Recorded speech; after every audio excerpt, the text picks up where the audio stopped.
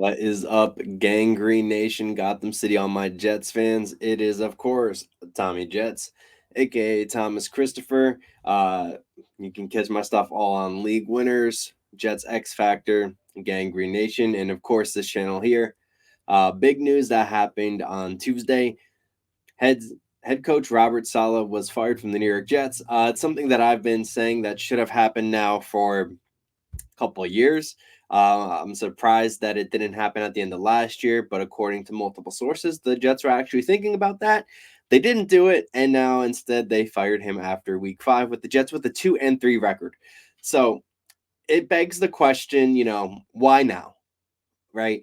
If anything, why not after that Denver Broncos game? There's been rumors that because of the way the Jets lost in the United Kingdom and England, and with Jets owner Woody Johnson being an ambassador there in years past under President Trump, and having all of his big cat friends there, that loss really didn't sit too well with him. I honestly don't hate that conspiracy more than I hate the conspiracy about him wearing him wearing the flag with his nationality on it that he's worn 3 years in a row now, his Lebanon flag. That's just ridiculous. I mean, I have a lot of disdain for Woody Johnson, but even he's not stupid to fire somebody over their heritage. Because people can't control that, especially in 2024. He would just get, he would get Sterling. What happened with the Los Angeles Clippers years ago. He would just get Sterling out of the league. He would lose his team completely, and I don't think Woody Johnson's that stupid. So that's just let's get that conspiracy theory out of the way. I do think the conspiracy about him being unhappy about losing in front of his friends has a lot more pull to it than any type of racial or religious or ethnic backing to it. That's just kind of ridiculous. Let's nip that in the bud right now. And besides, Robert Saleh's been a bad coach, guys. Nobody. This is what drives me crazy. A good example is Greeny, right? How many times has Greeny said that Robert Saleh should be fired? Multiple times. And after he was fired, he goes on and says that it wasn't fair that Saleh was fired. Make up your mind, man. I got a lot of respect for Greeny, but you can't flip flop. You got to be consistent on some of these issues. The head coach is one of these issues. You know, um, let's face it. Robert Saleh's had what is it's either 3.375 or 0.375 win percentage since he's been with the Jets. I think it's 20-36 overall. Either 2036, 2037. Don't quote me on that, but you get the picture. He hasn't won a lot of games. And on one end, I kind of feel a little bit bad for Saleh. He didn't want to go in with Zach Wilson, who a lot of people despised. He wanted another year with Sam Darnold. Who knows how that would have played out? Things could have played out a lot differently. I don't think he had as much say in personnel as some people may believe. So there's some interesting stuff that goes on behind the scenes that obviously we won't know. With that said, if you guys have followed my channel or just followed me in general, you would know that I do not like Robert Saleh either. He was not my pick for a head coach years ago. He was somebody that I wanted gone, and now he is gone. In his stead is Jeff Ulbrich, who was the defensive coordinator for the New York Jets. He was also one of the head coaches during the Senior Bowl this upcoming past year, January 2024, February 2024. I got to speak to him a little bit at Senior Bowl. Very nice guy. I think that what's different though is that he will hold people accountable. One of the big things with Robert Saleh's tenure is his inability to hold people accountable for their actions. How many times has he said, "Oh, these are grown men. They don't have to know what they did wrong." Yes, they do. They do. Especially the Jets aren't really an old team. They have a lot of young guys on there. You can't get them into the mindset of they do nothing wrong. Like we've seen a little bit of that with Breece Hall. Now we've seen a little bit of that with Sauce Gardner. Multiple guys. Quincy Williams has talked about. AVT is another one who's kind of no accountability there. Quincy Williams, when Quincy Williams is speaking out about accountability, that's when you know things are serious, because Quincy's a pretty quiet guy. He's a pretty quiet guy, but not only that, he's one of the only good people on the Jets right now who's playing at a high level is Quincy Williams, and he's playing at an all-pro level right now, at least in my opinion. DJ Reed's another guy playing extremely well, and he's another guy who's really one of the only few people on the defense taking responsibility as well for any type of shortcoming. So it's Quincy, DJ, those guys are have been the voice. Aaron Rodgers has said an accountability thing as well. And I think that's where Ulbrich is really going to be different than Robert Saleh. Uh, Not only that, I don't think we'll see any of these weird passive aggressive comments in the media from Jeff Ulbrich. Ulbrich's, he's going to say it to your face what he's going to say in the media. And we saw in his presser, he openly admitted that the Jets stink, that they're not playing great. It was never one of these Robert Saleh things where he makes some passive aggressive comment. Just for an example, the cadence issue. The cadence issue with Aaron Rodgers and the offense of why there's so many penalties. Ulbrich is not gonna blame the cadence for why the offensive line can't get their stuff together. He is going to go at the offensive line and make sure these guys are getting their stuff together. It was always weird to see Robert Saleh never directly throw people under the bus, but at the same time make some asinine comment that just doesn't make sense. And we've seen that too many times with him. There's been too many excuses. I mean, multiple people have brought up some of the pressers that he's had in the past, and where he's literally, you can copy and paste word for word what this guy's saying from 2 years ago, 3 years ago, last year, up until now. That's how predictable this guy is, and that's how that's kind of how things haven't changed, and they haven't. For the first time in a long time, Woody Johnson did the right move, in my opinion. And like I said, I'm not a big Woody Johnson fan. I'm just not. The Jets have kind of been a joke during his entire tenure, where I think things were a little bit different on Leon Hess ownership. So this is the right move, I think. The timing wise, I probably would have done it prior to the Vikings game, but at the same time, I kind of understand why. The Jet. Well, let's get one thing out of the way. The Jets should not be 2-3. Period. They should be 3-2, 4-1 at the worst. The only game that they really should have 100% lost was that San Francisco game. They just came out flat. They got the tails kicked in. The other games, they were a lot closer. The Denver Broncos game is an unforgivable loss, especially with Aaron Rodgers at the helm. The Minnesota Vikings, 3 interceptions. That's pretty bad too. And this is the other thing. It took that long for him to finally. Hold on, before I get on Nathaniel Hackett, because I'm about to go on a little Nathaniel Hackett rant. Let's just remember a couple things before we go to this Nathaniel Hackett rant. Okay, we're gonna go back to the offseason where Robert Saleh and everybody said that how hard that this training camp was. Not to mention, a big story that happened over this summer was that Robert Saleh was going to be part of the training camps going forward, or sorry, part of the offense during the training camps going forward, and that he was going to have a role in the offense this year. That has not happened. That did not happen. Notice how nobody asked about that after the fact. And this is where things kind of get misconstrued along, normal NFL fans. Just because he's a defensive head coach does not mean he has nothing to do with the offense. He is the head coach. Okay. If he has literally nothing to do with the offense, he shouldn't be coaching to begin with. And if he does have things to do with the offense and they're performing that badly, that falls under the head coach. So no matter how you try to shake it, I know people are trying to make excuses for why Robert Saleh should not have gotten fired. That is not one of these excuses, okay? You can say he's a good man. You can say he's a good leader. You can say he's a great defensive coordinator. Some of the stuff is true. The leadership thing, I'm not necessarily sold on. But great DC. Some great DCs can't be head coaches, and at least not in their first go around. You know what I mean? There's a lot of defensive coordinators who do great in their second go around after they take time and have to, look at themselves in the mirror. They have to change. They have to be able to do these things. That's what Robert Saleh is going to have to do if he wants to be a head coach in the NFL going forward. Now, the offense is interesting because apparently he was going to demote Nathaniel Hackett from play calling duties. He wasn't going to take him away from being the offensive coordinator. I hope people understand that. He was not firing Nathaniel Hackett. He was not making him the assistant to the assistant. He was going to still be the offensive coordinator. He just wasn't going to be calling plays anymore. In essence, he would be more of a what's the word I'm looking for? An advisor. He would have ended up being more of an offensive advisor for the New York Jets in that role. Which hey, sometimes you got to do that. And I think that Jeff Ulbrich is going to be looking at this as well and perhaps do the same thing. Another thing people have to remember too is the way the offense could be run might not be necessarily Nathaniel Hackett. And I don't want to be, listen, I'm not a Nathaniel Hackett apologist. So please just hear me out first. Okay. So this training camp, New York Jets training camp, throughout all the practices, the Jets were utilizing motion fairly heavily. They were creating a lot of one-on-one matchups with Garrett Wilson. Malachi Corley was involved, even with the first teams, despite so many guys being better than him. And I'm not even a Malachi Corley guy. So, all these guys getting open through motion. Breece Hall as well. Allen Lazard, Tyler Conklin. The ball was getting spread around a lot.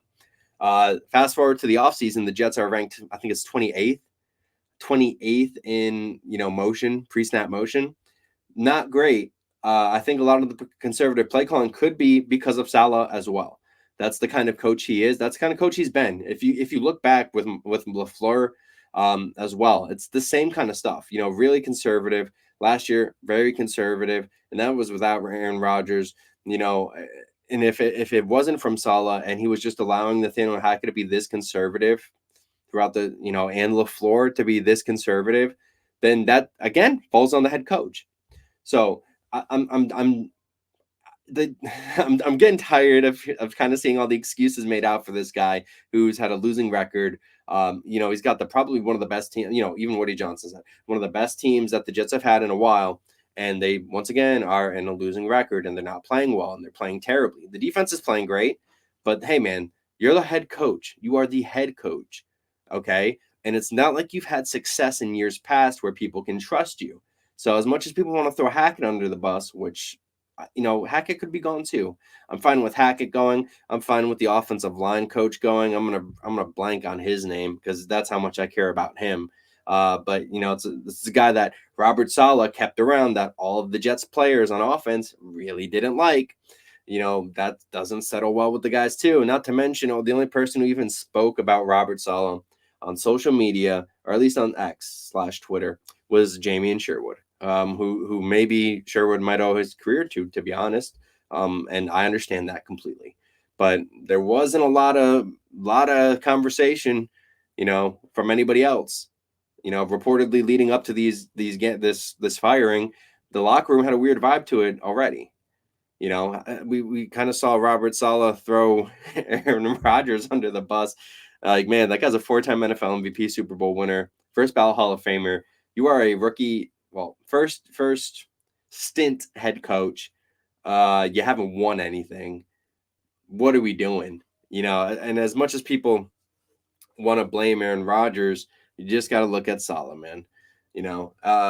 But what was interesting, even so Aaron Rodgers was on a Pat McAfee today. Said he didn't have any knowledge about the firing. A lot of people said that Rodgers took the firing, pretty hard. Said he has a good relationship with Saleh, blah, blah, blah. As much as I appreciate Aaron Rodgers saying these things, it is hard to believe that man knew nothing about Robert Saleh being fired, especially after it was reported that he spoke to Jets owner Woody Johnson literally the day before. So I love you, Aaron, but I think you're full of BS. Let's just get that out the way. The other thing that's interesting, though, is apparently Joe Douglas didn't know. And that one I kind of do believe. At least maybe not Woody not talking to him. Something had to have happened. I mean, it seems really hard to believe that Joe Douglas would have no idea and be completely blindsided by it. But at the same time, Robert Saleh was blindsided by it. So who knows? It's a lot of speculation. I don't think this is what's crazy. I don't even think Joe Douglas knew.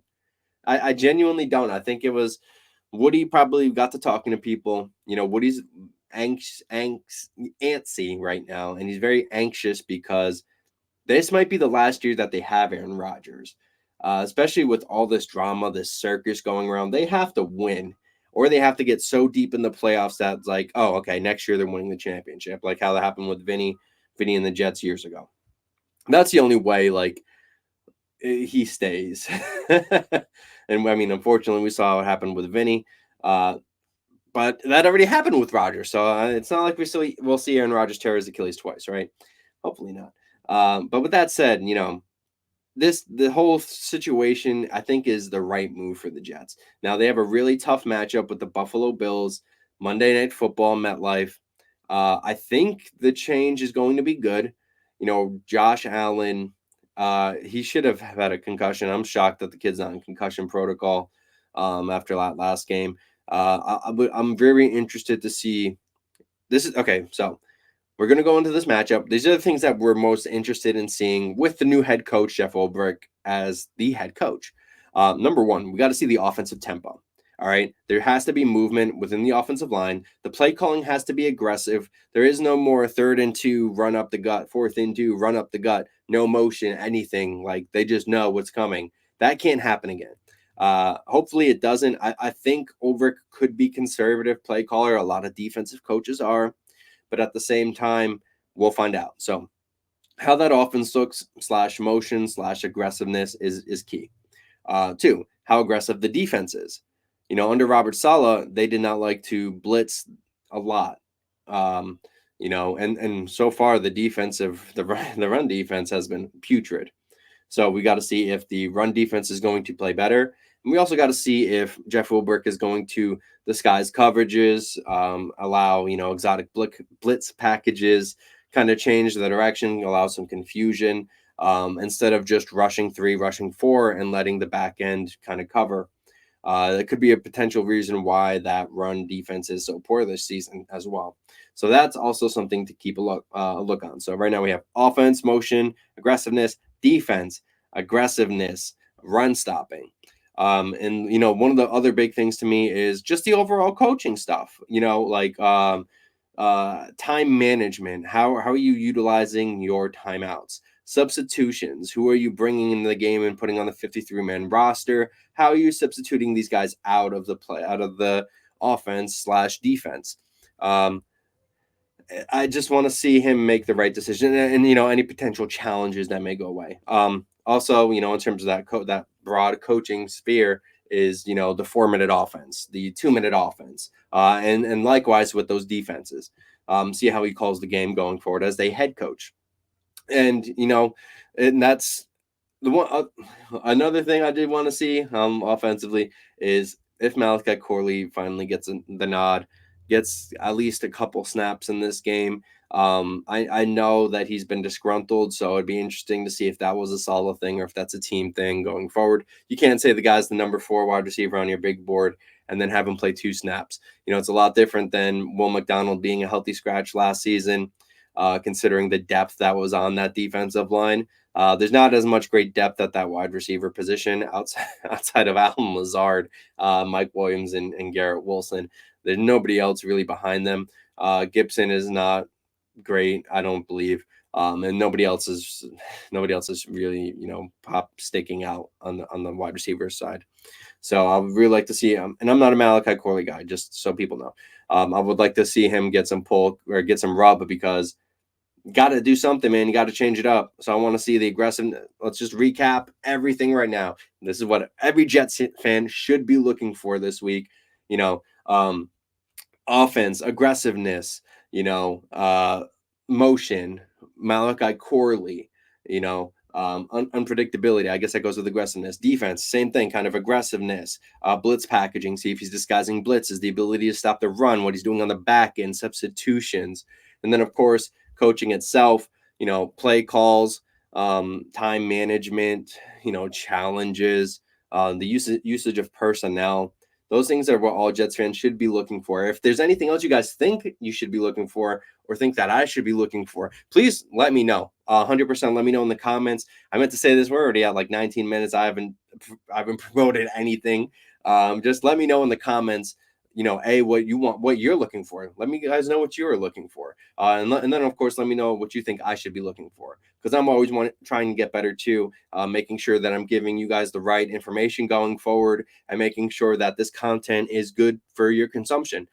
So please let me know what you're thinking in the comments. Make sure to like it, make sure to share it, and best of all, subscribe. Get your friends to subscribe, family, any Jets fans make sure they come into this channel, hit that subscribe button.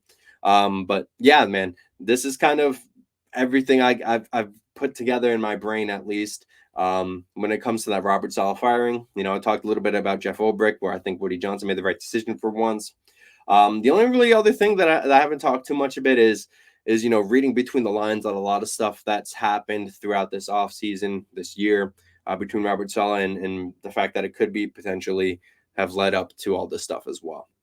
But that's more of conspiracy theories than anything factual. So I don't want to go on any tangents with that.